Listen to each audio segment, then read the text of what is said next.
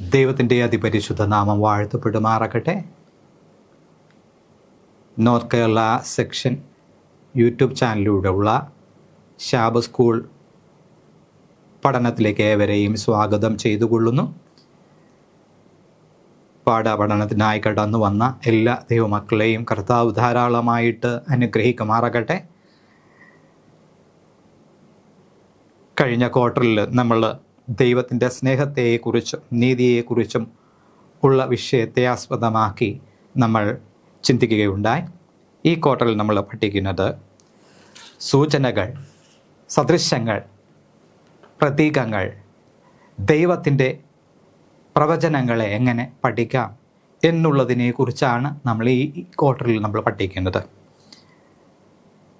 പാഠം 1, പ്രവചനത്തിൻ്റെ ചില തത്വങ്ങൾ. പഠനത്തിനുള്ളതായ വേദഭാഗങ്ങൾ: ഇരമ്യാ പ്രവചനം 29-ന്റെ 23, 24, സങ്കീർത്തനം 139-ന്റെ 1 മുതൽ 6 വരെയുള്ളതായ ഭാഗം, ദാനിയേൽ പ്രവചനം 12-ാം അധ്യായം 4-ാം വാക്യം, വെളിപ്പാട് പുസ്തകം 22-ാം അധ്യായം 10-ാം വാക്യം, 2 തിമോഥെയോസിന് എഴുതിയ ലേഖനം 3-ാം അധ്യായം 15-17 വാക്യങ്ങൾ, എബ്രായർക്കെഴുതിയ ലേഖനം 4-ാം അധ്യായം 12-ാം വാക്യം. ഈ വേദഭാഗങ്ങളിൽ നിന്നാണ് ഈ ആഴ്ചത്തെ പാഠം തയ്യാറാക്കിയിരിക്കുന്നത്. മനപാഠവാക്യം: പ്രശംസിക്കുന്നവനോ യഹോവയായ ഞാൻ ഭൂമിയിൽ ദയയും ന്യായവും നീതിയും പ്രവർത്തിക്കുന്നു എന്നിങ്ങനെ എന്നെ ഗ്രഹിച്ചറിയുന്നതിൽ തന്നെ പ്രശംസിക്കട്ടെ. ഇതിലല്ലോ എനിക്ക് പ്രസാദമുള്ളത് എന്ന് യഹോവയുടെ അരുളപ്പാട്. ഇരമ്യാ പ്രവചനം 9-ാം അധ്യായം 24-ാം വാക്യം. നമുക്ക് കണ്ണുകളടച്ച് പ്രാർത്ഥിക്കാം. ഞങ്ങളെ സ്നേഹിക്കുകയും പരിപാലിക്കുകയും ചെയ്യുന്ന സ്വർഗീയ പിതാവേ, തിരുനാമത്തിന് നന്ദിയോടെ ഞങ്ങൾ സ്തുതിക്കുന്നു. ഇന്ന് പ്രഭാതത്തിൽ കർത്താവിൻ്റെ സന്നിധിയിൽ ഞങ്ങൾ കടന്നു വരുന്നു. അങ്ങയുടെ വചനം പഠിക്കുവാൻ അങ്ങയുടെ ആത്മാവിനാൽ അടിയങ്ങളെ ഓരോരുത്തരെയും ബലപ്പെടുത്തണമേ. അങ്ങയുടെ ആത്മാവിനാൽ ഏഴകളായ അടിയങ്ങളുടെ കണ്ണുകളെ അവിടുന്ന് തുറക്കുമാറാകണം. അങ്ങയുടെ വചനത്തിലെ അത്ഭുതങ്ങളെ കാണുവാൻ അടിയങ്ങളെ ബലപ്പെടുത്തണം. കൂടുതലായി അങ്ങയെക്കുറിച്ച് പഠിപ്പാനും അങ്ങയുടെ പ്രവചനങ്ങളെക്കുറിച്ച് ഗ്രഹിപ്പാനും അടിയങ്ങൾക്ക് ശക്തി നൽകണം. അങ്ങയുടെ കരങ്ങളിൽ ഞങ്ങളെ താഴ്ത്തി സമർപ്പിക്കുന്നു. യേശു മൂലം താഴ്മയായി ചോദിക്കുന്നു. കൃപയോടെ കേൾക്കണം പരിശുദ്ധ പിതാവേ, ആമേൻ. മാർച്ച് 29 ശനിയാഴ്ചത്തെ പാഠത്തിൽ നമ്മൾ പഠിക്കുന്നത് ക്രിസ്ത്യാനികളുടെ ഇടയിൽ പ്രവചനങ്ങളെക്കുറിച്ചുള്ളതായ വീക്ഷണത്തിൽ കുഴപ്പമുള്ളതുകൊണ്ട് പലരും ഈ പ്രവചന ഭാഗങ്ങളെ തിരസ്കരിക്കുന്നതായിട്ട് നമുക്ക് കാണുവാൻ സാധിക്കും. നാം മുമ്പ് പറഞ്ഞതുപോലെ ഈ ആഴ്ച നമ്മൾ പഠിക്കുന്ന പ്രവചനത്തിൻ്റെ ചില തത്വങ്ങളെക്കുറിച്ചാണ്. എന്താണ് പ്രവചനം? ഭാവിയെക്കുറിച്ച് മുൻകൂട്ടി പറയുന്നതാണ് പ്രവചനം. അങ്ങനെ ഈ പ്രവചനം നടത്തുന്ന വ്യക്തിയെ പ്രവാചകൻ എന്ന് പറയും, അല്ലെങ്കിൽ ദർശകൻ എന്ന് പറയും.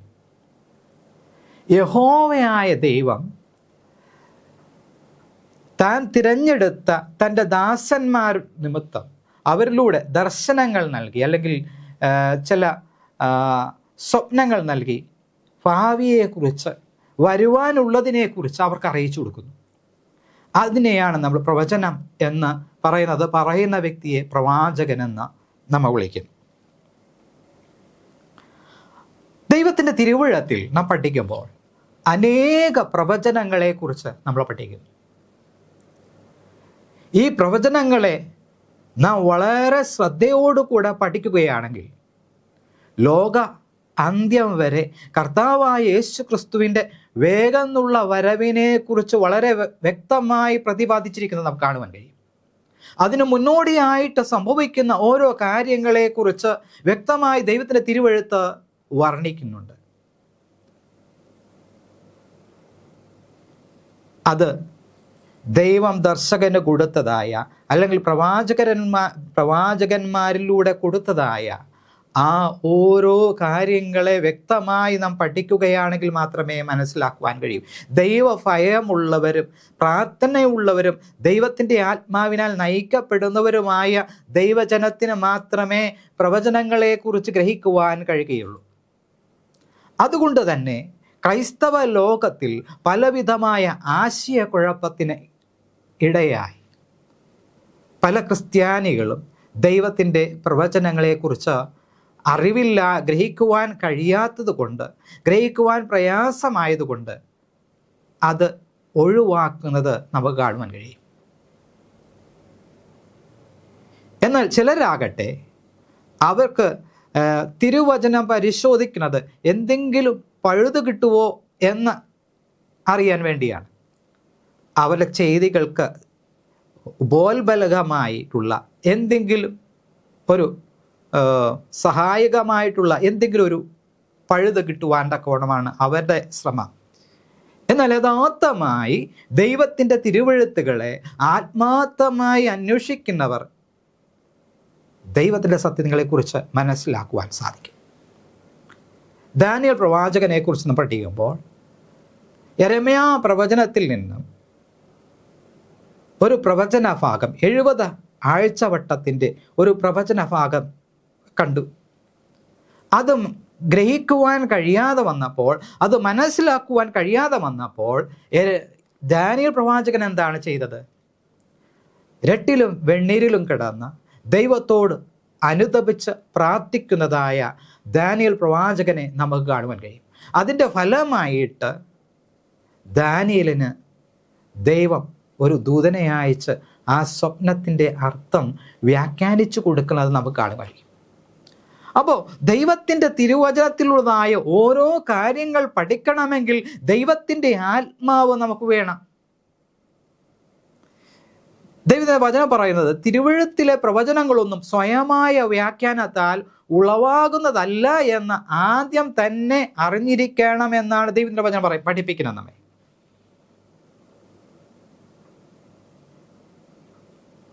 തിരുവെഴുത്തിലെ പ്രവചനം അതെങ്ങനെയാണ് നമുക്ക് ലഭിക്കുന്നത് എന്ന് ദൈവത്തിൻ്റെ വചനം പറയുന്നത്. എങ്ങനെയാണ് ഈ പ്രവചനങ്ങളൊക്കെ ഉണ്ടായത് എന്ന്, അത് എങ്ങനെ ഉത്ഭവിച്ചു എന്ന് വ്യക്തമായി ദൈവത്തിൻ്റെ വചനം പറയുകയാണ്.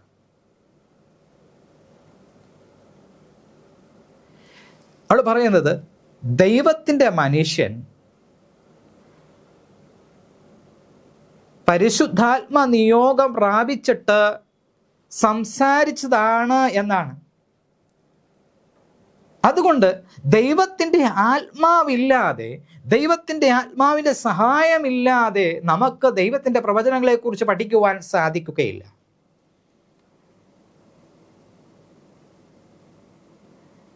മാത്രമല്ല ദൈവത്തിൻ്റെ വചനത്തിൽ നാം പഠിക്കുമ്പോൾ പ്രവചന വാക്യങ്ങൾ അധികം സ്ഥിരമായി നമുക്കുണ്ട്. നേരം വെളുക്കുകയും നിങ്ങളുടെ ഹൃദയങ്ങളിൽ ഉദയനക്ഷത്രം ഉദിക്കുവോളം അതിനെ കരുതി കൊണ്ടാൽ നന്ന് എന്നാണ് പറയുന്നത്. അപ്പോൾ ദൈവത്തിൻ്റെ വചനം നമ്മെ പഠിപ്പിക്കുന്നത് എന്താണെന്ന് പറഞ്ഞാൽ, ദൈവത്തിൻ്റെ വചനത്തിന് അനേക പ്രവചനങ്ങളുണ്ട്. അത് നമ്മൾ വായിച്ച് പഠിക്കണം. നമ്മുടെ ഹൃദയത്തിൽ, നമ്മുടെ അന്ധകാരം നിറഞ്ഞതായ ഹൃദയത്തിൽ ദൈവത്തിൻ്റെ പ്രകാശം ഉദിക്കുവോളം അതിനെ എന്ത് ചെയ്യണം? കരുതണം എന്നാണ്. നിന്റെ വചനം എൻ്റെ കാലിന് ദീപവും എൻ്റെ പാതയ്ക്ക് പ്രകാശവുമാകുന്നു. ദൈവത്തിൻ്റെ വചനം നമ്മൾ പഠിച്ചേ മതിയാകൂ. എങ്കിൽ മാത്രമേ ദൈവത്തിൻ്റെ വരവിനെക്കുറിച്ച് വ്യക്തമായ ഒരു ധാരണ നമുക്കുണ്ടായി നമുക്ക് അതിനു വേണ്ടി ഒരുങ്ങുവാനും അനേകായിരങ്ങളെ ഒരുക്കുവാനും സാധിക്കും. അപ്പോൾ ഇന്നത്തെ ക്രൈസ്തവ ലോകത്ത് അനേകായിരങ്ങൾക്ക് പ്രവചനങ്ങൾ പഠിക്കുമ്പോൾ അത് ബുദ്ധിമുട്ടായി തോന്നുന്നതുകൊണ്ട് അത് പലരും എന്ത് ചെയ്യുന്നു? ഒഴിവാക്കുന്നു. എന്നാൽ എല്ലാ കാലഘട്ടത്തും അതങ്ങനെയല്ലായിരുന്നു. ഏകദേശം 18-ാം ശതകം വരെ, ഏകദേശം 18-ാം നൂറ്റാണ്ടുകൾ വരെ മിക്ക ക്രിസ്ത്യാനികളും പ്രവചനം പഠിക്കുന്നതിൽ വളരെ തൽപരരായിരുന്നു. കർത്താവായ യേശു ക്രിസ്തുവിൻ്റെ ശിഷ്യന്മാരും തുടർന്നുള്ളതായ ക്രിസ്ത്യാനികളെല്ലാം ദൈവത്തിൻ്റെ പ്രവചനം പഠിക്കുന്നത് വളരെ താല്പര്യമായിരുന്നു. അതുമാത്രമല്ല, അവർ ഓരോ പ്രവചനങ്ങളുടെ നിവൃത്തി എടുത്ത് പറയുമായിരുന്നു. അപ്പോസ്തല പ്രവർത്തികൾ നാം പരിശോധിക്കുമ്പോൾ കർത്താവിൻ്റെ ശിഷ്യന്മാർ പ്രവചനങ്ങളെ വളരെ കാര്യമായി പരിഗണിച്ചിരുന്നുവെന്ന് നമുക്ക് വ്യക്തമായിട്ട് ബൈബിൾ പഠിക്കുമ്പോൾ മനസ്സിലാക്കും. കാരണം തിരുവെഴുത്തിൻ്റെ നിവൃത്തി എന്ന് അവർ വ്യക്തമായിട്ട് അവിടെ പറയുന്നുണ്ട്. ഓരോ പ്രവാചകന്മാർ അവർ പറഞ്ഞിരുന്നായ ഓരോ വചനങ്ങൾ നിവൃത്തിയായി എന്ന് അവർ വ്യക്തമായിട്ട് പറയുന്നത് നമുക്ക് കാണുവാൻ. അപ്പോൾ തന്നെ നമുക്ക് മനസ്സിലാക്കുവാൻ കഴിയുന്നത് മുൻകാല ക്രിസ്ത്യാനികൾ പ്രവചനം പഠിക്കുന്നതിൽ വളരെ തൽപരരായിരുന്നു. ഇന്നുള്ളവർ അത് ഗ്രഹിക്കുവാൻ കഴിയാതെ പ്രയാസത്തിലാണ്. കാരണം പലരും പഴുതുകളാണ് തിരുവചനത്തിൽ അന്വേഷിക്കുന്നത്. ആത്മാർത്ഥമായി ദൈവത്തിൻ്റെ വചനം പഠിച്ചുവെങ്കിൽ മാത്രമേ നമുക്ക് ദൈവത്തിൻ്റെ സത്യം മനസ്സിലാക്കുവാൻ കഴിയുകയുള്ളൂ. ദൈവത്തിൻ്റെ വചനം പഠിക്കുന്നതിനുള്ള മുഖ്യമായിട്ടുള്ളതായ അല്ലെങ്കിൽ നമുക്ക് ആവശ്യമായിട്ടുള്ളതായ ചില കാര്യങ്ങളുണ്ട്. മുമ്പേ നമ്മൾ പറഞ്ഞു, തിരുവെഴുത്ത് ആരാലും വ്യാഖ്യാനിക്കുവാൻ കഴിയത്തില്ല. തിരുവെഴുത്തിനെ വ്യാഖ്യാനിക്കുന്നത് തിരുവെഴുത്ത് തന്നെയാണ്. യെശയ്യാ പ്രവചനം 34-ാം അധ്യായം അതിൻ്റെ 16-ാം വാക്യം നമ്മൾ വായിക്കുമ്പോൾ അവിടെ ഈ വണ്ണം പറഞ്ഞിരിക്കുന്നു: യഹോവയുടെ പുസ്തകത്തിൽ അന്വേഷിച്ച് വായിച്ചു നോക്കുവേൻ, അവയിലൊന്നും കാണാതിരിക്കുകയില്ല, ഒന്നിനും ഇണയില്ലാതിരിക്കുകയുമില്ല. അവൻ്റെ വായല്ലോ കൽപ്പിച്ചത്, അവൻ്റെ ആത്മാവത്രേ അവയെ കൂട്ടി വരുത്തിയത്. അപ്പോൾ ഇവിടെ നമുക്ക് കാണുവാൻ കഴിയുന്നത്, യഹോവയുടെ പുസ്തകത്തിൽ അന്വേഷിച്ച് വായിച്ചു നോക്കുകയും അവ ഒന്നിനും ഇണയില്ലാതെ ഇരിക്കുകയില്ല എന്നാണ്. അവയൊന്നിനും ഇണയില്ലാതെ ഇരിക്കുകയില്ല. അവൻ്റെ വായല്ലോ കൽപ്പിച്ചത്, അവൻ്റെ ആത്മാവ് അത്രേ അവയെ കൂട്ടി വരുത്തുന്നത്. ഒരു ഉപദേശം നമുക്ക് സ്ഥാപിച്ചെടുക്കണമെങ്കിൽ ദൈവത്തിൻ്റെ വചനം മുഴുവനും നമ്മൾ വായിച്ചു പഠിച്ചേ മതി. പ്രത്യേകിച്ച് പല നിറത്തിലുള്ള മുത്തുകൾ അത് കോർക്കുമ്പോൾ ഈ മുത്തുകളെ തമ്മിൽ വേർതിരിച്ച്, വെള്ളമുത്ത്, നീലമുത്ത്, അത് ആ കളറിലുള്ള മുത്തുകളെ വേർതിരിച്ച് ഒന്നിച്ചു കോർക്കണം. അങ്ങനെയെങ്കിൽ നമുക്ക് ഒരു കൂട്ടം നീലമുത്ത് കിട്ടും, ഒരു കൂട്ടം വെള്ളമുത്ത് കിട്ടും. അങ്ങനെ ഒരുമിച്ച് കോർത്തെടുക്കണം എന്ന് പറഞ്ഞ പോലെ ദൈവത്തിൻ്റെ തിരുവെഴുത്തിൽ ഓരോ ഉപദേശങ്ങൾ പലയിടങ്ങളിലായിട്ടാണ് നമുക്ക് കാണുവാൻ കഴിയുന്നത്. അതിനെ നമ്മൾ എന്ത് ചെയ്യണം? ഒരുമിച്ച് കൊണ്ടുവന്ന് പഠിച്ചുവെങ്കിൽ, ദൈവത്തിൻ്റെ ആത്മാവിൻ്റെ സഹായത്തോടെ പഠിച്ചുവെങ്കിൽ മാത്രമേ നമുക്കൊരു ഉപദേശം ക്രോഡീകരിക്കുവാൻ സാധ്യമായി തീരുള്ളൂ. അപ്പോൾ പ്രവചനത്തിൻ്റെ ഓരോ കാര്യങ്ങൾ മനസ്സിലാക്കണമെങ്കിൽ തിരുവചനം നാം നന്നായി വണ്ണം പ്രാർത്ഥനയോടുകൂടെ ദൈവത്തിൻ്റെ ആത്മാവിൻ്റെ സഹായത്തോടുകൂടെ പഠിച്ചുവെങ്കിൽ മാത്രമേ നമുക്ക് മനസ്സിലാക്കുവാൻ കഴിയും. കാരണം ഓരോ കാര്യങ്ങൾ അവിടെ അല്പം ഇവിടെ അല്പമായിട്ടാണ് കിടക്കുന്നത്. യെശയ്യാ പ്രവചനം 28-ാം അധ്യായം അതിൻ്റെ 10 മുതൽ നാം വായിക്കുന്നത്, 9 മുതൽ നാം വായിക്കുമ്പോൾ, ഇവൻ പരിജ്ഞാനം ഉപദേശിപ്പാൻ പോകുന്നത് ആരെയാകുന്നു? അവൻ പ്രസംഗം ഗ്രഹിപ്പാൻ പോകുന്നത് പാലുകുടി മാറിയവരെയോ മുലകുടി വിട്ടവരെയോ? ചട്ടത്തിന്മേൽ ചട്ടം, ചട്ടത്തിന്മേൽ ചട്ടം, സൂത്രത്തിന്മേൽ സൂത്രം, സൂത്രത്തിന്മേൽ സൂത്രം, ഇവിടെ അല്പം അവിടെ അല്പം എന്ന് അവർ പറയുന്നു.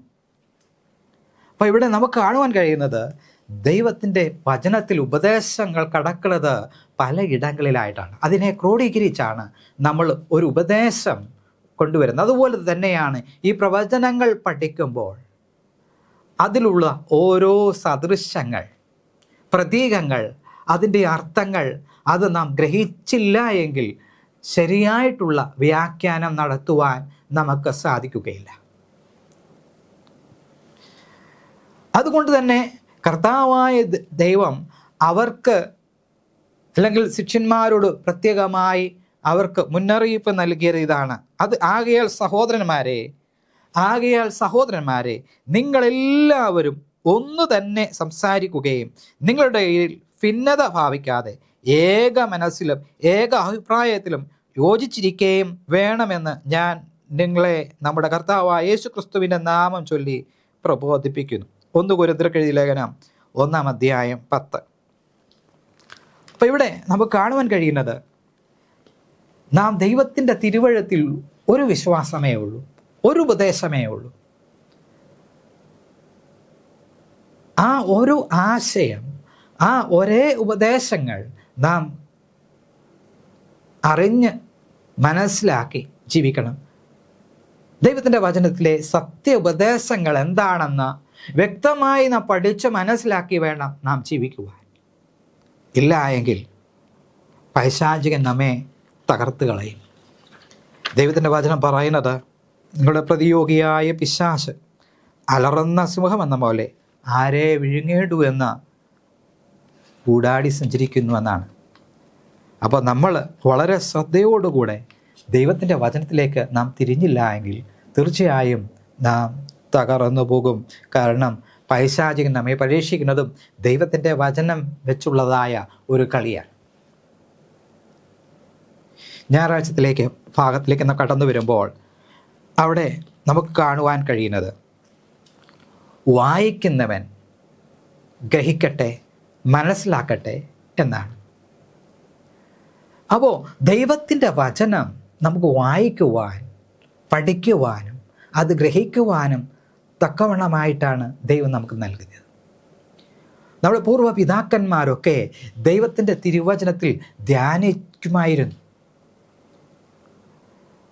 അപ്പോൾ ദൈവ പുരുഷന്മാരൊക്കെ ദൈവത്തിൻ്റെ വചനത്തിൽ ധ്യാനിച്ച് പ്രാർത്ഥനയോടുകൂടെ ധ്യാനിക്കുന്നത് കൊണ്ട് അവരെ ദൈവം എന്ത് ചെയ്തു? ദൈവത്തിൻ്റെ തിരുവഴുത്തിലുള്ള സകല സത്യത്തിലേക്ക് വഴി നടത്തി. ദൈവത്തിൻ്റെ ആത്മാവ് നമ്മിൽ വരുമ്പോൾ അവൻ നമ്മെ സകല സത്യത്തിലും വഴി നടത്തും. ദൈവത്തിൻ്റെ ആത്മാവ് നമുക്കാവശ്യമാണ്. എങ്ങനെയാണ് ദൈവത്തിൻ്റെ ആത്മാവിനെ നമുക്ക് ലഭിക്കുവാൻ കഴിയുന്നത്? ദൈവത്തിൻ്റെ വചനം നാം പ്രമാണിക്കണം. നിങ്ങൾ എന്നെ സ്നേഹിക്കുന്നുവെങ്കിൽ എൻ്റെ കൽപ്പനകളെ പ്രമാണിക്കും. എന്നാൽ ഞാൻ പിതാവിനോട് ചോദിക്കും, സത്യത്തിൻ്റെ ആത്മാവെന്ന മറ്റൊരു കാര്യത്തിനെ എന്നേക്കും നിങ്ങളോട് കൂടെ ഇരിക്കേണ്ടതിന് അവൻ നിങ്ങൾക്ക് നൽകും. അപ്പോൾ ദൈവവചനം നമ്മെ പഠിപ്പിക്കുന്ന വഴി വിട്ടുമാറാതെ പ്രാർത്ഥനയോടുകൂടെ ദൈവത്തോട് ആത്മാർത്ഥമായി ദൈവത്തിൻ്റെ കരങ്ങളിൽ നമ്മെ സമർപ്പിച്ചുകൊണ്ട്, ദൈവമേ നിൻ്റെ വചനം എന്നെ ഗ്രഹിപ്പിക്കുമാറാക്കണമേ എന്ന് പ്രാർത്ഥിച്ച് നമ്മൾ മുന്നോട്ട് പോകുമ്പോൾ നമ്മുടെ കണ്ണുകളെ ദൈവം തുറക്കും. ദൈവത്തിൻ്റെ തിരുവഴുത്തിലെ അത്ഭുതങ്ങളെ കാണുവാൻ ദൈവം നമ്മുടെ കണ്ണുകളെ തുറക്കും. അതിലെഴുതിയിരിക്കുന്നതായ സകല കാര്യങ്ങളും നമുക്ക് ഗ്രഹിക്കുവാൻ കഴിയും. ഇന്ന് ലോകത്തിൽ ഉള്ളതായ ക്രൈസ്തവ പുസ്തകശാലയിലേക്ക് നമുക്ക് കടന്നു ചെല്ലുമ്പോൾ അവിടെ അനേക പുസ്തകങ്ങൾ നമുക്ക് കാണുവാൻ കഴിയും. ചിലപ്പോൾ പ്രവചനങ്ങളെക്കുറിച്ച് അനേക പുസ്തകങ്ങൾ കാണുവാൻ കഴിയും. ഈ ഓരോ പ്രവചന പുസ്തകങ്ങൾ നമ്മൾ എടുത്ത് പരിശോധിക്കുകയാണെങ്കിൽ അവിടെ ഒരു കാര്യം നമുക്ക് വളരെ വ്യക്തമായിട്ട് മനസ്സിലാക്കുവാൻ സാധിക്കുന്നത്, ഈ പല ഗ്രന്ഥകർത്താക്കളും അവരുടേതായ ആശയങ്ങൾ അവിടെ സ്ഥാപിച്ചെടുക്കുന്നത് നമുക്ക് കാണാൻ കഴിയും. എന്നാൽ ആ ആശയങ്ങളൊന്നും ഒത്തുപോകുന്നതായിട്ട് നമുക്ക് കാണുന്നില്ല. പലർക്കും പല അഭിപ്രായങ്ങൾ നമുക്ക് കാണുവാൻ കഴിയും. അവരുടെ വ്യാഖ്യാനങ്ങളെല്ലാം വ്യത്യസ്തമായ രീതിയിൽ കാണുവാൻ കഴിയും. ഉദാഹരണത്തിന് നമ്മൾ അന്തിക്രിസ്തുവിനെ കുറിച്ച് പ്രവചനത്തെ പഠിക്കുന്നു. അന്തിക്രിസ്തുവിനെ കുറിച്ച് പഠിക്കുമ്പോൾ ചിലരതിനെ ഒരു രൂപകമല്ലാതെ മറ്റൊന്നുമല്ല എന്ന് പറയും. അതേതോ സാദൃശ്യമായി അല്ലെങ്കിൽ ഒരു രൂപകമാണ് എന്ന് പറയും. മറ്റു ചിലർ പറയും അതിനി ഭാവിയിൽ വരുവാനുള്ളതാണെന്ന് പറയും. മറ്റു ചിലർ പറയുന്നത് വിജാതീയ റോമ സാമ്രാജ്യത്തിലെ ഏതോ ഒരു വ്യക്തിയെക്കുറിച്ചാണ് അവിടെ പറഞ്ഞിരിക്കുന്നത് പറയും. അങ്ങനെ പല വ്യത്യസ്തമായിട്ടുള്ളതായ അഭിപ്രായങ്ങളെ നമുക്ക് ഈ ഒരു ഭാഗത്ത് കാണുവാൻ കഴിയും. വെളിപ്പാട് പുസ്തക വ്യാഖ്യാനം എടുത്തു നോക്കുകയാണെങ്കിലും ദാനിയേൽ പ്രവചനത്തിൻ്റെ വ്യാഖ്യാനം എടുത്തു നോക്കുകയാണെങ്കിൽ നമുക്കിതുപോലെ വ്യത്യസ്തമായിട്ടുള്ളതായ കാര്യങ്ങളെക്കുറിച്ച് നമുക്ക് കാണുവാൻ സാധിക്കും. ഒരിക്കലും ഒരു പഴയ പ്രാസംഗികൻ ഇവൻ പറയുകയാണ്, തിരുവെഴുത്ത് എന്ന് പറയുന്നത് പഴയ ഒരു വയലിൻ, അതിൽ നമുക്കിഷ്ടമുള്ളതായ രാഗങ്ങൾ വായിക്കുന്നത് പോലെയാണ് എന്നാണ്. തിരുവെഴുത്തിൽ നമുക്ക് ഇഷ്ടമുള്ളതുപോലുള്ളതായ ഉപദേശങ്ങൾ കൊടുക്കാൻ പറ്റും. ഒരർത്ഥത്തിൽ പറഞ്ഞാൽ അത് ശരിയാണ്. പക്ഷേ ബൈബിൾ അതിനോട് യോജിക്കുന്നില്ല. ദൈവത്തിൻ്റെ തിരുവെഴുത്ത് അതിനെ സമർത്ഥിക്കുന്നില്ല. കാരണം ദൈവത്തിൻ്റെ വചനം പറയുന്നത് ദൈവം വൃഥാവായിട്ടല്ല ദൈവം വൃഥാവായിട്ട് സംസാരിക്കുന്നില്ലെന്നാണ്. ദൈവവചനത്തിൽ കൂടെ താൻ പറയുന്നതായ സത്യം നാം മനസ്സിലാക്കണം. അത് മനസ്സിലാക്കുവാൻ കഴിയും എന്നുള്ള രീതിയിലാണ്. കാരണം നമ്മളത് ശരിയായ രീതിയിൽ ഉൾക്കൊണ്ടാൽ, നമ്മളത് ശരിയായ രീതിയിൽ ദൈവത്തിൻ്റെ തിരുവെഴുത്തുകളെ പരിശോധിക്കുകയാണെങ്കിൽ നമുക്കത് തീർച്ചയായിട്ടും മനസ്സിലാക്കുവാൻ സാധിക്കും. മത്തായിയുടെ സുവിശേഷം 24-ാം അധ്യായം അതിൻ്റെ 15-ാം വാക്യം നാം വായിക്കുമ്പോൾ, മത്തായിയുടെ സുവിശേഷം 24-ാം അധ്യായം അതിൻ്റെ 15-ാം വാക്യം നാം വായിക്കുമ്പോൾ അവിടെ ഈ വണ്ണം പറയുന്നു: എന്നാൽ ദാനിയേൽ പ്രവാചകൻ മുഖാന്തരം അരുളി ചെയ്തതുപോലെ ശൂന്യമാക്കുന്ന മ്ലേച്ഛത വിശുദ്ധ സ്ഥലത്തിൽ നിൽക്കുന്നത് നിങ്ങൾ കാണുമ്പോൾ വായിക്കുന്നവൻ ചിന്തിച്ചു കൊള്ളട്ടെ. അന്ന് യഹൂദയുള്ളവർ മലകളിലേക്ക് ഓടിപ്പോകട്ടെ. വീട്ടിന്മേലിരിക്കുന്നവൻ വീട്ടിലുള്ളത് എടുക്കേണ്ടതിന് ഇറങ്ങരുത്. വയലുള്ളവൻ വസ്ത്രം എടുപ്പാൻ മടങ്ങിപ്പോകരുത്. ഇവിടെ കർത്താവായ യേശു ക്രിസ്തു ദാനിയേൽ പ്രവചനത്തിലെ ഒരു ഭാഗം എടുത്ത് ഉദ്ധരിച്ചുകൊണ്ട് പറയുന്നതാണ് ഈ ഭാഗം. അപ്പോൾ നമുക്കിവിടെ കാണുവാൻ സാധിക്കുന്നത്, നാം ശരിയായ വണ്ണം വായിച്ചാൽ ഈ കാര്യങ്ങളൊക്കെ നമുക്ക് മനസ്സിലാക്കുവാൻ സാധിക്കും ദൈവത്തിൻ്റെ സഹായത്തോടെ. വെളിപ്പാട് 1-ാം അധ്യായം 3-ാം വാക്യം നാം വായിക്കുമ്പോൾ അവിടെ നമുക്ക് കാണുവാൻ കഴിയുന്നത്, ദൈവത്തിൻ്റെ പ്രവചനങ്ങളോ വെളിപ്പാടുകളോ നാം ഒഴിവാക്കേണ്ടവയല്ല എന്ന് വളരെ വ്യക്തമായിട്ട് അവിടെ പറഞ്ഞിരിക്കുകയാണ്. അവിടെ ഈ വണ്ണം പറയുന്നു: ഈ പ്രവചനത്തിൻ്റെ വാക്കുകളെ വായിച്ച് കേൾപ്പിക്കുന്നവനും കേൾക്കുന്നവരും അതിലെഴുതിയിരിക്കുന്നത് പ്രമാണിക്കുന്നവരും ഭാഗ്യവാന്മാർ, സമയമെടുത്തിരിക്കുന്നു. അപ്പോൾ തൻ്റെ ഈ വെളിപ്പാട് വേഗത്തിൽ സംഭവിപ്പാനുള്ളതാണ് എന്നാണ് ദൈവം പറയുന്നത്. അതുകൊണ്ട് ഇത് വായിച്ച് കേൾക്കുന്നവനും കേൾപ്പിക്കുന്നവനും ഭാഗ്യവാനെന്നാണ്, സമയമെടുത്തിരിക്കുന്നു. അപ്പം അന്ത്യകാലഘട്ടത്ത് നടക്കുവാനുള്ളതായ ഓരോ സംഭവങ്ങളെക്കുറിച്ചാണ് വെളിപ്പാട് പുസ്തകം അല്ലെങ്കിൽ പ്രവചനങ്ങൾ ഓരോന്ന് എടുത്തു പറയുന്നത്. നാം നേരിടേണ്ടതായ ഓരോ അനർത്ഥങ്ങൾ മുൻകൂട്ടി ദൈവം നമ്മെ അറിയിക്കുന്നു. അതാണ് നമുക്ക് കാണുവാൻ സാധിക്കുന്നത്. മത്തായിയുടെ സുവിശേഷം 11-ാം അധ്യായം അതിൻ്റെ 29-ാം വാക്യം നാം വായിക്കുമ്പോൾ, ഞാൻ സൗമ്യതയും താഴ്മയുമുള്ളവൻ ആകയാൽ എൻ്റെ നുകമേറ്റുകൊണ്ട് എന്നോട് പഠിപ്പീൻ, എന്നാൽ നിങ്ങളുടെ ആത്മാക്കൾക്ക് ആശ്വാസം കണ്ടെത്തും. കർത്താവിനോട് കൂടെ നാം പഠിക്കുന്നവരായിരിക്കണം. കർത്താവിൻ്റെ സഹായത്തോടെ പഠിച്ചാൽ മാത്രമേ നമുക്ക് ഈ കാര്യങ്ങളൊക്കെയും നമുക്ക് മനസ്സിലാക്കുവാൻ സാധിക്കുകയുള്ളൂ. ഇത് മനസ്സിലാക്കുവാൻ വേണ്ടിയാണ് ദൈവം ഈ വചനത്തെ നമുക്ക് നൽകിയിരിക്കുന്നത്. ഇത് നമുക്ക് ആവശ്യമില്ലാത്തതായിരുന്നുവെങ്കിൽ ഒരിക്കലും ദൈവം ഈ തിരുവെഴുത്ത് നമുക്ക് നൽകുകയില്ല. ഇത് നാം വായിച്ചറിഞ്ഞ് ദൈവത്തിൻ്റെ സത്യത്തിൽ നാം ജീവിക്കണം എന്ന് ദൈവം ആഗ്രഹിക്കുന്നു.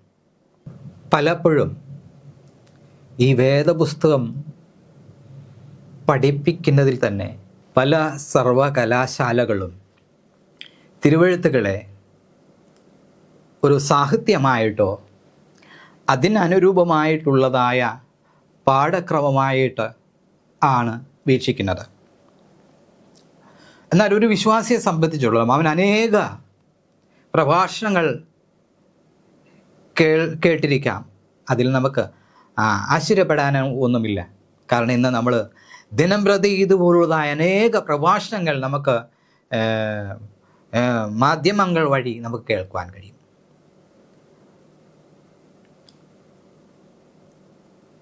അങ്ങനെയുള്ള ഈ സാഹചര്യത്തിൽ ഈ അനേക പ്രഭാഷണങ്ങൾ നടത്തുന്നതായ ഈ അധ്യാപകൻ പോലും ചിലപ്പോൾ തിരുവെഴുത്തിൽ പൂർണ്ണമായ വിശ്വാസം ഉള്ളവനായിരിക്കുവാൻ സാധ്യതയില്ല.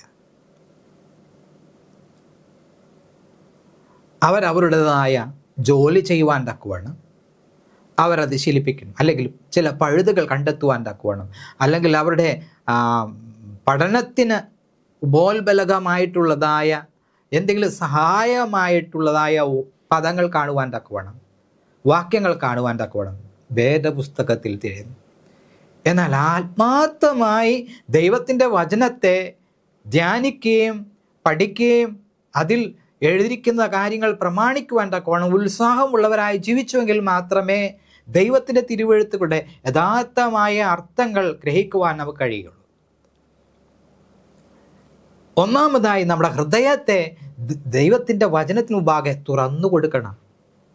നാം കേൾക്കുന്ന വചനം സ്വീകരിക്കുവാൻ തക്കോണം നമ്മൾ കേൾക്കുന്ന വചനം സ്വീകരിക്കുവാൻ തക്കോണം ഒരുക്കമുള്ളതായ ഒരു ഹൃദയമായിരിക്കണം നമുക്കുള്ളത്.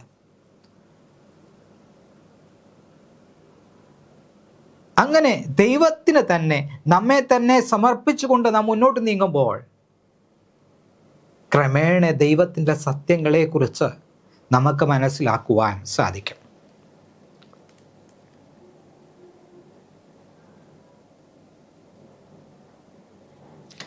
ശരിയായവണ്ണം തിരുവെഴുത്തുകളെ പഠിക്കാതെ വിശ്വാസത്തോടുകൂടെ അതിൽ നാം ആരായുകയില്ല എങ്കിൽ തീർച്ചയായും ദൈവത്തിൽ നമുക്ക് വിശ്വസിക്കുവാൻ നമുക്ക് സാധിക്കുകയില്ല. തികഞ്ഞ ദൈവഭക്തി ഉണ്ട് എങ്കിൽ മാത്രമേ ദൈവത്തിൻ്റെ വചനം നാം വായിച്ചുവെങ്കിൽ പ്രയോജനം ചെയ്യുകയുള്ളൂ. ദൈവഭയം ജ്ഞാനത്തിൻ്റെ ആരംഭമാണ്. അപ്പോൾ ദൈവഭയം നമുക്കുണ്ട്, ദൈവഭക്തി നമുക്കുണ്ട് എങ്കിൽ മാത്രമേ ഈ തിരുവചനം വായിച്ചുകൊണ്ട് നമുക്ക് ശരിയായ വണ്ണം അതിൻ്റെ സത്യങ്ങളെ ഗ്രഹിക്കുവാൻ നമുക്ക് സാധിക്കുകയുള്ളൂ. ദൈവമേ, നിന്റെ വചനത്തിൻ്റെ പൊരുൾ ഗ്രഹിപ്പാൻ എൻ്റെ കണ്ണുകളെ തുറക്കണമെന്ന ദിനം പ്രതി നാം പ്രാർത്ഥിക്കുന്നവരായിരിക്കണം. തിരുവചനം പറയുന്ന നിഗളികളെ ദൈവം നിഗളികളോടുകൂടെ തന്നെ വിടുമെന്നാണ്. നാം നിഗളികളായിരിക്കരുത്, മറിച്ച് താഴ്മയും മനസ്താപമുള്ള ഹൃദയമുള്ളവരായി ദൈവത്തിന് വേണ്ടി നമ്മെ തന്നെ സമർപ്പിച്ച വ്യക്തികളായി ആണ് എങ്കിൽ തീർച്ചയായും ദൈവം നമ്മെ വഴി നടത്തും. തിങ്കളാഴ്ചത്തെ പാഠത്തിലേക്ക് നമുക്ക് കടന്നു വരാം. നമ്മളിപ്പോൾ പഠിച്ചത് ഞായറാഴ്ചത്തെ ഭാഗമാണ്. ദൈവം ആഗ്രഹിക്കുന്നത് ദൈവത്തിൻ്റെ വചനത്തെ പൂർണ്ണമായി നാം മനസ്സിലാക്കണമെന്നാണ്. ശരിയായ വണ്ണം നമുക്ക് ഗ്രഹിക്കാതെ നമുക്ക് മുന്നോട്ട് നീങ്ങുവാൻ സാധിക്കില്ല. ഉദാഹരണത്തിന് നാം വിദേശ രാജ്യത്തായിരിക്കുന്നു എന്ന് വിചാരിക്കുക. അവിടുത്തെ ഭാഷ അറിയാതെ അടിയന്തരമായിട്ട് ഒരു ചികിത്സ നേടണമെങ്കിൽ നാം ഏറെ ബുദ്ധിമുട്ടേണ്ടി വരും. എന്നാൽ ശരിയായ വണ്ണം കാര്യങ്ങളെ അറിയുന്നുവെങ്കിൽ നമുക്ക് മുന്നോട്ട് നീങ്ങുവാൻ സാധിക്കും. നമുക്ക് പറയുവാനുള്ളതായ വാക്കുകൾ, തക്ക സമയത്ത് പറയുവാനുള്ളതായ വാക്കുകൾ ആ സന്ദർഭം നമുക്ക് ലഭിക്കും. ദൈവവുമായിട്ട് മറ്റൊരു പ്രശ്നം ഉയർന്നു വരുന്നു. നമ്മെ സംബന്ധിച്ച വണ്ണം ദൈവത്തെ ശരിയായ വണ്ണം ഗ്രഹിക്കുവാൻ നമുക്ക് സാധിക്കാത്തതാണ് നമ്മുടെ ഏറ്റവും വലിയ പ്രശ്നം. കാരണം യെശയ്യാപ്രവചനം 55-ാം അധ്യായം 9-ാം വാക്യം ഈ വണ്ണം പറയുന്നത്, ആകാശം ഭൂമിക്ക് മീതെ ഉയർന്നിരിക്കുന്നത് പോലെ എൻ്റെ വഴികൾ നിങ്ങളുടെ വഴികളിലും ഉയർന്നിരിക്കുന്നു. അപ്പോൾ ദൈവത്തിൻ്റെ വഴികൾ നമ്മുടെ വഴികളേക്കാൾ ഉന്നതമാണ്. ദൈവത്തിൻ്റെ ബുദ്ധി എന്ന് പറയുന്നത് നമ്മുടെ ബുദ്ധിയേക്കാൾ 10 മടങ്ങാണ്. നമ്മുടെ ബുദ്ധി എന്ന് പറയുന്നത് ദൈവത്തിൻ്റെ ബുദ്ധിയിൽ നിന്ന് ഒരു എറിച്ചലും അല്ലെങ്കിൽ ഒരു വെള്ളത്തുള്ളി ഇങ്ങനെ താഴെ വീണ് അത് ചിതറിത്തെറിക്കുന്നതിൻ്റെ ഒരു തുള്ളി കണങ്ങൾ മാത്രമാണ് നമ്മുടെ ബുദ്ധി എന്ന് പറയുന്നത്. ആ ചെറിയ ബുദ്ധിയും കൊണ്ടാണ് മനുഷ്യൻ ഇന്ന് ലോകത്ത് കാണുന്ന സകല കാര്യങ്ങളും ചെയ്തതെങ്കിൽ ദൈവത്തിൻ്റെ ബുദ്ധി അതിനേക്കാൾ 10 മടങ്ങാണ്. നമുക്ക് ഗ്രഹിക്കുവാൻ കഴിയുകയില്ല. നാം കുശവൻ്റെ കയ്യിലെ കളിമണ്ണാണ്. നമുക്കറിയാം, കുശവൻ കളിമണ്ണ് കൊണ്ട് കലമുണ്ടാക്കുന്നു. ഈ കലത്തിന് തന്നെ ഉണ്ടാക്കിയതായ കുശവൻ ആരാണെന്ന് പറയുവാൻ കഴിയത്തില്ല. മറിച്ച് ആ മൺകലത്തിൻ്റെ പുറത്ത് ആ കുശവൻ തൻ്റെ പേരെഴുതിയെങ്കിൽ മാത്രമേ അതിനറിയത്തുള്ളൂ.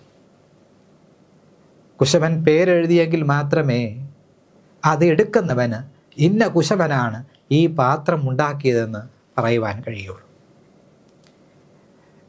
ദൈവത്തെ നമുക്ക് അറിയുവാൻ കഴിയില്ല. യഹോവ ആരാണെന്ന് നമുക്ക് അറിയുവാൻ കഴിയില്ല. മറിച്ച് യഹോവ നമ്മെ വെളിപ്പെടുത്തിയതാണ് വിശുദ്ധ തിരുവെഴുത്ത്. ആ വിശുദ്ധ തിരുവെഴുത്തിൽ നാം ആത്മാർത്ഥമായി ആരായുമ്പോൾ മാത്രമേ ദൈവത്തെക്കുറിച്ചുള്ളതായ സത്യങ്ങളെ ഗ്രഹിക്കുവാൻ നമുക്ക് കഴിയുള്ളൂ. നാം മനസ്സ് വെക്കണം. മനസ്സ് വെച്ചാൽ മാത്രമേ ദൈവത്തെക്കുറിച്ച് നമുക്ക് കൂടുതൽ അറിയുവാൻ സാധിക്കുകയുള്ളൂ. ദൈവത്തിൻ്റെ വചനം ഈ വണ്ണം പറയുന്നു. 139 സങ്കീർത്തനം അതിൻ്റെ 1 മുതൽ 6 വരെ നാം വായിക്കുമ്പോൾ ദൈവത്തിൻ്റെ പ്രത്യേകത എന്താണ് എന്ന് അവിടെ വ്യക്തമായിട്ട് പറഞ്ഞിരിക്കുന്നത് നമുക്ക് കാണുവാൻ കഴിയും. അവിടെ ദൈവത്തെക്കുറിച്ച് പറയുകയാണ്, യഹോവേ, നീ എന്നെ ശോധന ചെയ്ത് അറിഞ്ഞിരിക്കുന്നു എന്നാണ്. യഹോവേ, നീ എന്നെ ശോധന ചെയ്ത് അറിഞ്ഞിരിക്കുന്നു എന്ന് പറഞ്ഞാൽ എൻ്റെ സകല വിചാരങ്ങളും എൻ്റെ ഹൃദയത്തിലുള്ളതായ സകല കാര്യങ്ങളും യഹോവയെ അറിയുന്നു. ഞാൻ ഇരിക്കുന്നതും എഴുന്നേൽക്കുന്നതും നീ അറിയുന്നു. എൻ്റെ നിരൂപണം നീ ദൂരത്ത് നിന്ന് ഗ്രഹിക്കുന്നു. എൻ്റെ നടപ്പും കിടപ്പും നീ ശോധന ചെയ്യുന്നു. എൻ്റെ വഴികളൊക്കെയും നിനക്ക് മനസ്സിലായിരിക്കുന്നു. യഹോവേ, നീ മുഴുവനും അറിയാതെ ഒരു വാക്കും എൻ്റെ നാവിന്മേലില്ല. നീ മുൻപും പിൻപും എന്നെ അടച്ച് നിൻ്റെ കൈ എൻ്റെ മേൽ വച്ചിരിക്കുന്നു. ഈ പരിജ്ഞാനം എനിക്ക് അത്യത്ഭുതമാകുന്നു. അതെനിക്ക് ഗ്രഹിച്ചു കൂടാതെ വണ്ണം ഉന്നതമായിരിക്കുന്നു. അപ്പോൾ ദൈവത്തിൻ്റെ ഈ ജ്ഞാനം ഗ്രഹിക്കുവാൻ നമുക്ക് സാധിക്കില്ല. ദൈവം നമുക്ക് വെളിപ്പെടുത്തുന്നതല്ലാതെ മറ്റൊന്നും നമുക്ക് ഗ്രഹിക്കുവാൻ കഴിയില്ല. അതാണ് ദൈവത്തിൻ്റെ പ്രത്യേകത. ദൈവത്തിൻ്റെ ജ്ഞാനം നമുക്ക് ആരാഞ്ഞെടുക്കുവാൻ കഴിയില്ല. ദൈവത്തിൻ്റെ ഹൃദയത്തെ ആരായുന്നത് ദൈവത്തിൻ്റെ ആത്മാവിന് മാത്രമാണ്. ആത്മാവ് നമുക്ക് അറിയിച്ചു തന്നത് മാത്രമേ നമുക്ക് ഗ്രഹിക്കുവാൻ സാധിക്കുകയുള്ളൂ എന്ന് നമുക്ക് കാണുവാൻ കഴിയും. അതുകൊണ്ട് റോമർ കെഴുതിയ ലേഖനം 11 അധ്യായം അതിൻ്റെ 33 അധ്യായത്തിൽ 33 വാക്യത്തിൽ അപ്പോസ്തലനായ പൗലോസ് ഈ വണ്ണം പറയുകയാണ്, ആ ദൈവത്തിൻ്റെ ധനം, ജ്ഞാനം, അറിവ് എന്നിവയുടെ ആഴമേ, അവൻ്റെ ന്യായവിധികളെത്ര അപ്രമേയവും അവൻ്റെ വഴികളെത്ര അഗോചരവുമാകുന്നു എന്ന് രേഖപ്പെടുത്തിയിരിക്കുന്നു. ചുരുക്കത്തിൽ പറഞ്ഞാൽ നമുക്കൊരിക്കലും ദൈവത്തിൻ്റെ മനസ്സ് ഗ്രഹിക്കുവാൻ കഴിയുകയില്ല. ദൈവം നമ്മെ വളരെയേറെ സ്നേഹിക്കുന്നു. ദൈവം നമ്മെ അറിയിച്ചു തരുന്നത് മാത്രമേ നമുക്ക് ഗ്രഹിക്കുവാൻ കഴിയുകയുള്ളൂ. നമുക്ക് രക്ഷയ്ക്ക് ആവശ്യമായിട്ടുള്ള ജ്ഞാനം മാത്രമേ ദൈവം നമുക്ക് നൽകിയിട്ടുള്ളൂ. 2 തിമോഥെയോസിന് എഴുതിയ ലേഖനം അതിൻ്റെ 3 അധ്യായം 14 മുതൽ 15 വരെ 14-15 വാക്യം വായിക്കുമ്പോൾ 2 തിമോഥെയോസ് 3 അധ്യായം അതിൻ്റെ 14-15 വാക്യങ്ങൾ വായിക്കുമ്പോൾ, നീയോ ഇന്നവരോട് പഠിച്ചു എന്ന് ഓർക്കുകയും ക്രിസ്തു യേശുവിലുള്ള വിശ്വാസത്താൽ നിന്നെ രക്ഷയ്ക്ക് ജ്ഞാനിയാക്കുവാൻ മതിയായ തിരുവെഴുത്തുകളെ ബാല്യം മുതൽ അറിയുന്നത് കൊണ്ട് നീ പഠിച്ചും നിശ്ചയം പ്രാപിച്ചും ഇരിക്കുന്നതിൽ തന്നെ നിലനിൽക്കുക എന്ന് രേഖപ്പെടുത്തിയിരിക്കുന്നത് നമുക്ക് കാണുവാൻ കഴിയും. അപ്പോസ്തലന്മാർ അവരുടെ കീഴിലുള്ളതായ അല്ലെങ്കിൽ വിശ്വാസികൾക്ക് വചനം വിവരിച്ചു കൊടുത്തപ്പോൾ പ്രവചനത്തിൻ്റെ നിവൃത്തി അല്ലെങ്കിൽ ഓരോ പ്രവാചകന്മാർ പറഞ്ഞതായ അതിൻ്റെ നിവൃത്തിയും കൂടെ പറഞ്ഞു കൊടുത്തു എന്ന് നമുക്ക് തിരുവചനം പഠിക്കുമ്പോൾ മനസ്സിലാക്കുവാൻ കഴിയും. അപ്പോസ്തല പ്രവൃത്തി 3-ാം അധ്യായം അതിൻ്റെ 21-ാം വാക്യം, ദൈവം ലോകാരംഭം മുതൽ തൻ്റെ വിശുദ്ധ പ്രവാചകന്മാർ മുഖാന്തരം അരുളി ചെയ്തൊക്കെയും യഥാസ്ഥാനത്താകുന്ന കാലം വരുവോളം സ്വർഗം അവനെ കൈക്കൊള്ളേണ്ടതാകുന്നു. ദൈവമായ കർത്താവ് നിങ്ങളുടെ സഹോദരന്മാരിൽ നിന്നെന്ന പോലെ ഒരു പ്രവാചകനെ നിങ്ങൾക്ക് എഴുന്നേൽപ്പിച്ചു തരും. അവൻ നിങ്ങളോട് സംസാരിക്കുന്ന സകലത്തിലും നിങ്ങൾ അവൻ്റെ വാക്ക് കേൾക്കണം. ആ പ്രവാചകൻ്റെ വാക്ക് കേൾക്കാത്ത ഏവനും ജനത്തിൻ്റെ ഇടയിൽ നിന്ന് ഛേദിക്കപ്പെടും എന്ന് മോശ പറഞ്ഞുവല്ലോ.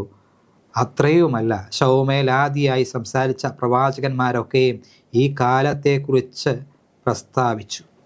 അവിടെ വളരെ വ്യക്തമായിട്ട് ഓരോ വചനം പറയുമ്പോൾ അതിൻ്റെ തിരുവെഴുത്ത് നിവൃത്തി കൂടെ അന്നുണ്ടായിരുന്നതായ ജനത്തിന് മനസ്സിലാക്കുവാൻ തക്കവണ്ണം അവരെ പഠിപ്പിച്ചു കൊടുത്തു എന്ന് നമുക്ക് കാണുവാൻ കഴിയും. ഈ കാലത്ത് ജീവിച്ചിരിക്കുന്നതായ ദുഷ്ടന്മാർ, അതുപോലെ നീചന്മാർ, അതുപോലെ നല്ലവരായിട്ടുള്ള പാപത്തിലകപ്പെട്ടതായ എല്ലാ ദൈവമക്കൾക്കും രക്ഷയ്ക്കായിട്ടുള്ളതായ വഴി കർത്താവായ യേശു ക്രിസ്തുവിലൂടെ തുറന്നു കിട്ടി.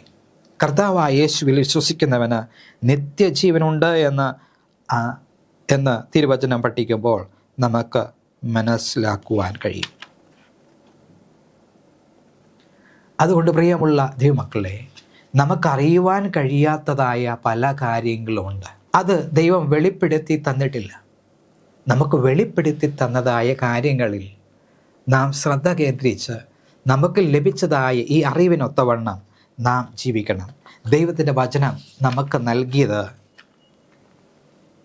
നമ്മുടെ രക്ഷയ്ക്ക് ആവശ്യമായിട്ടുള്ളത് കൊണ്ടാണ്. അതുകൊണ്ട് രക്ഷയ്ക്ക് ആവശ്യമായിട്ടുള്ളതായ ഈ വചനങ്ങളെ നാം ദിനം പ്രതി പഠിച്ച് ജീവിച്ചുവെങ്കിൽ മാത്രമേ നമുക്ക് നിത്യജീവനെ പ്രാപിപ്പാൻ നമുക്ക് കഴിയുള്ളൂ. നമുക്ക് ചൊവ്വാഴ്ചത്തെ പാഠത്തിലേക്ക് നമുക്ക് കടന്നു വരാം. ദൈവം ദാനിയേലിനോട് പറയുകയാണ്, ഈ വചനങ്ങളെ അടച്ച് മുദ്രയിടുക. ഈ വചനങ്ങളെ അടച്ച് മുദ്രയിടുക. ദാനിയേൽ പ്രവചനം മുദ്രയിടപ്പെട്ടതായ ഒരു പുസ്തകമാണ്. മറിച്ച് വെളിപ്പാട് പുസ്തകത്തിൽ നാം കടന്നു വരുമ്പോൾ വെളിപ്പാട് പുസ്തകം വേഗത്തിൽ സംഭവിപ്പാനുള്ളത് കൊണ്ട് ഇതിനെ മുദ്രയിടരുതെന്ന് ദൈവം കൽപ്പിച്ചു. വെളിപ്പാട് പുസ്തകം 22-ാം അധ്യായം അതിൻ്റെ 10-ാം വാക്യം നമ്മൾ വായിക്കുമ്പോൾ, അവൻ പിന്നെയും എന്നോട് പറഞ്ഞത്, സമയം അടുത്തിരിക്കുകയാൽ ഈ പുസ്തകത്തിലെ പ്രവചനം മുദ്രയിടരുത്. അപ്പോൾ വെളിപ്പാട് പുസ്തകം മുദ്രയിടപ്പെട്ടതായ പുസ്തകമല്ല, മറിച്ച് ദാനിയേൽ പ്രവചനം മുദ്രയിടപ്പെട്ടതായ പുസ്തകമാണ്. അപ്പോൾ ദാനിയേലിനോട് പറയുകയാണ്, 12-ാം അധ്യായം 4-ാം വാക്യം നാം വായിക്കുമ്പോൾ, ദാനിയേൽ പ്രവചനം 12-ാം അധ്യായം 4-ാം വാക്യം വായിക്കുമ്പോൾ അവിടെ നമുക്ക് കാണുവാൻ സാധിക്കുന്നത്, നീയോ ദാനിയേലേ, അന്ത്യകാലം വരെ ഈ വചനങ്ങളെ അടച്ച് പുസ്തകത്തിന് മുദ്രയിടുക. പലരും അതിനെ പരിശോധിക്കുകയും ജ്ഞാനം വർദ്ധിക്കുകയും ചെയ്യും. അപ്പം ഇവിടെ നീയോ ദാനിയേലേ, അന്ത്യകാലം വരെ ഈ വചനങ്ങളെ അടച്ച് പുസ്തകത്തിന് മുദ്രയിടുക. പലരും അതിനെ പരിശോധിക്കുകയും ജ്ഞാനം വർദ്ധിക്കുകയും ചെയ്യും. അവിടെ വളരെ വ്യക്തമായിട്ട് ദാനിയേൽ പ്രവചനം പഠിക്കുമ്പോൾ ജ്ഞാനം വർദ്ധിക്കും. എന്തിൻ്റെ ജ്ഞാനമാണ് വർദ്ധിക്കുന്നത് എന്ന് നാം പരിശോധിക്കുമ്പോൾ, ദ്രുതഗതിയിലുള്ളതായ യാത്രയുടെ മുന്നേറ്റത്തെക്കുറിച്ച് വിവരിക്കുന്നത് പലരും അതേ വാക്ക് ഉപയോഗിക്കാറുണ്ട്. അപ്പോൾ നീയോ ദാനിയേലേ, അന്ത്യകാലം വരെ ഈ പുസ്തകത്തെ അടച്ചു മുദ്രയിടുക. പലരും അത് ശോധന ചെയ്യുകയും ജ്ഞാനം വർദ്ധിക്കുകയും ചെയ്യും എന്ന് ദാനിയേലോട് പറയുകയാണ്. ദാനിയേൽ ഈ പുസ്തകത്തെ മുദ്ര ചെയ്യുക, അല്ലെങ്കിൽ ദാനിയേൽ പ്രവചനം മുദ്രയിടപ്പെട്ടതായ പുസ്തകമായിട്ട് പറയപ്പെടും. അന്ത്യകാലഘട്ടത്ത് പലരും ഈ പുസ്തകം ശോധന ചെയ്യുകയും ജ്ഞാനം വർദ്ധിക്കുകയും ചെയ്യും. അപ്പം ഇതിന് ഉപോത്ബലകമായിട്ട് പല കണ്ടുപിടുത്തങ്ങളും 1798 ശേഷം നടന്നുവെന്ന് ചരിത്രം വിശേഷിപ്പിക്കുന്നു. അപ്പം 1798 ശേഷം അന്ത്യകാലമാണ് എന്ന് പ്രവചന രീതിയിൽ അവിടെ വെളിപ്പെടുത്തിയിരിക്കണം. നമുക്ക് കാണുമ്പോൾ പലരും, അല്ലെങ്കിൽ ദ്രുതഗതിയിലുള്ളതായ യാത്രകളെ കുറിച്ച് പറയുമ്പോൾ പലരും ഈ ഒരു പ്രവചന ഭാഗം തിരഞ്ഞെടുക്കുന്നത് നമുക്ക് കാണുവാൻ കഴിയും. അപ്പോൾ പലരും ഇതേപോലുള്ളതായ സമീപനങ്ങളാണ് ദാനിയേൽ പ്രവചനത്തോടെ എടുത്തിരിക്കുന്നത്. ചിലർ കരടിയെ റഷ്യയായിട്ട് ചിത്രീകരിക്കുന്നത് നമുക്ക് കാണുവാൻ കഴിയും.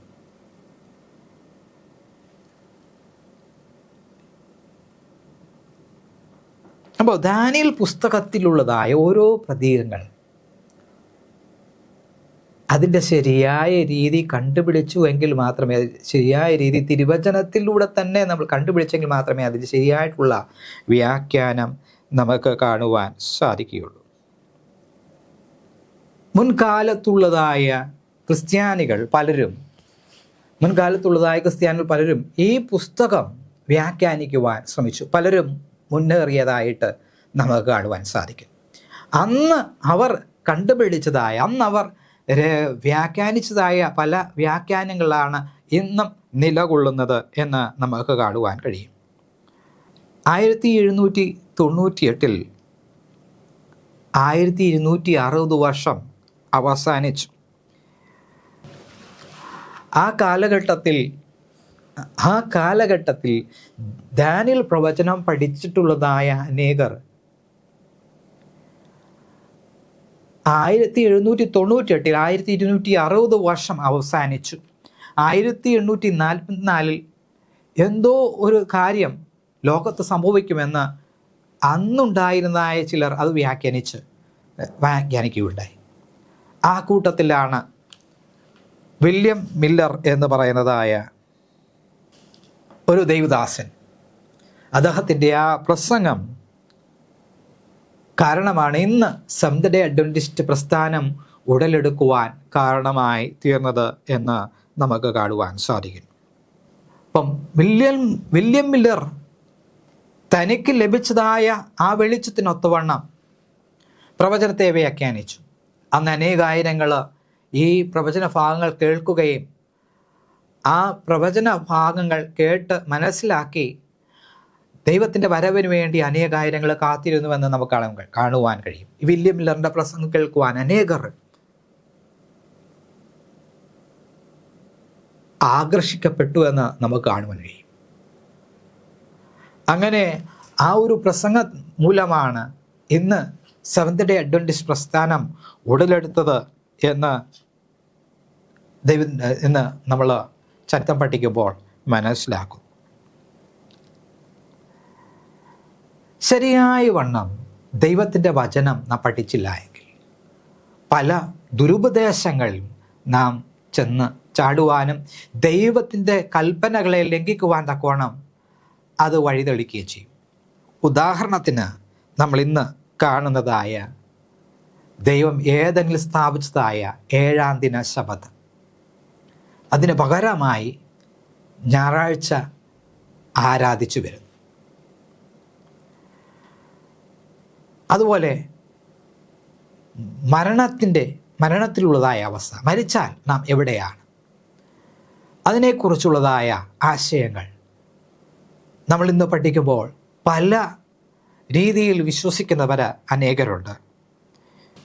ശരിയായ വണ്ണം നാം വചനം പഠിക്കുമ്പോൾ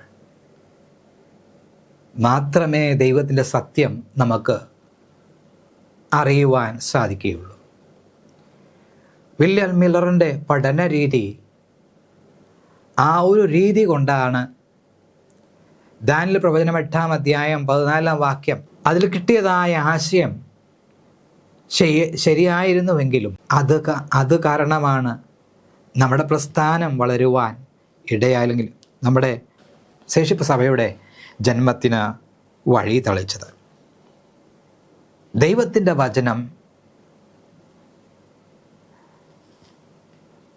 അത് നേരായ വണ്ണം നാം പഠിക്കണം. നേരായ വണ്ണം പഠിക്കുകയും പഠിപ്പിക്കുകയും വേണം.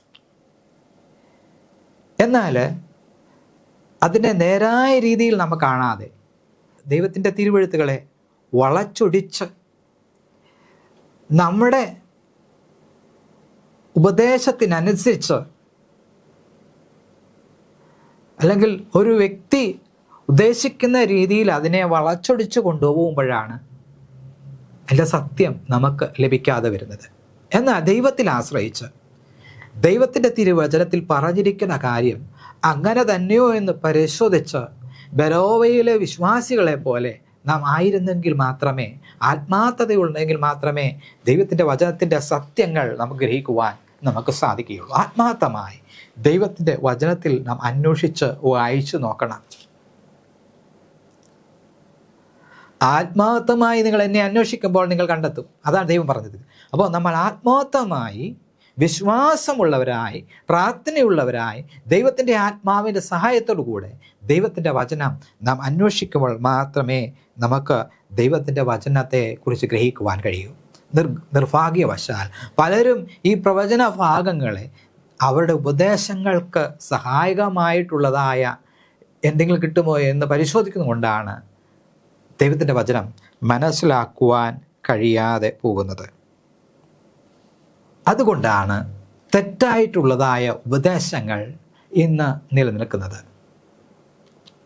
പ്രത്യേകിച്ച് മരണത്തെക്കുറിച്ചുള്ള അവസ്ഥയിലും ശബദിനെക്കുറിച്ചുള്ളതായ കാര്യങ്ങളും എല്ലാം മറിഞ്ഞു കിടക്കുന്നതിന് കാരണം ഈ ഒരു കാരണമാണ്. യഥാർത്ഥമായി അല്ലെങ്കിൽ ആത്മാർത്ഥമായി ദൈവത്തെ അന്വേഷിക്കുന്നില്ല, ദൈവത്തിൻ്റെ വചനം അനുസരിക്കുവാൻ മനസ്സ് വയ്ക്കുന്നില്ല. അങ്ങനെ വരുമ്പോൾ ദൈവത്തിൻ്റെ സത്യം നമുക്ക് മറക്കപ്പെട്ടതായിട്ട് അനുഭവപ്പെടും. നാം ചിന്തിക്കുന്നതും നാം പറയുന്നതും മാത്രം സത്യമായി നമുക്ക് അനുഭവപ്പെടും.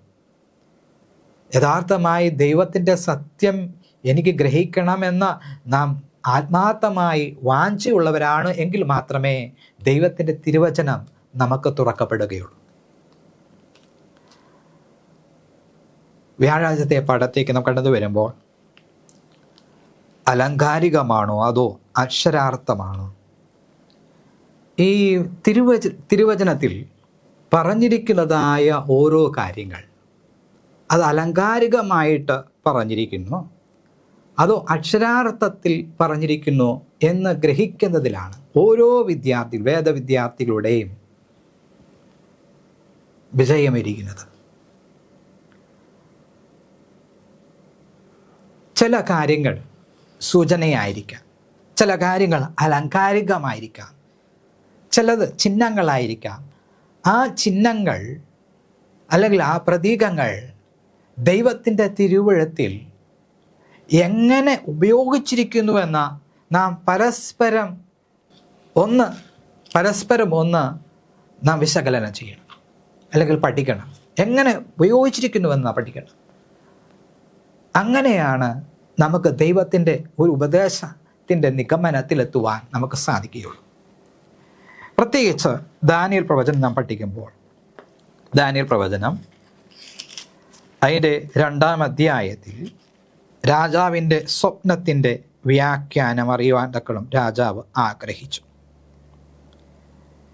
28-ാം വാക്യം വായിക്കുമ്പോൾ, എങ്കിലും രഹസ്യങ്ങളെ വെളിപ്പെടുത്തുന്ന ഒരു ദൈവം സ്വർഗത്തിലുണ്ട്. അവൻ ഭാവി കാലത്ത് സംഭവിപ്പാനിരിക്കുന്ന നെബൂഖദ്നേസർ രാജാവിനെ അറിയിച്ചിരിക്കുന്നു.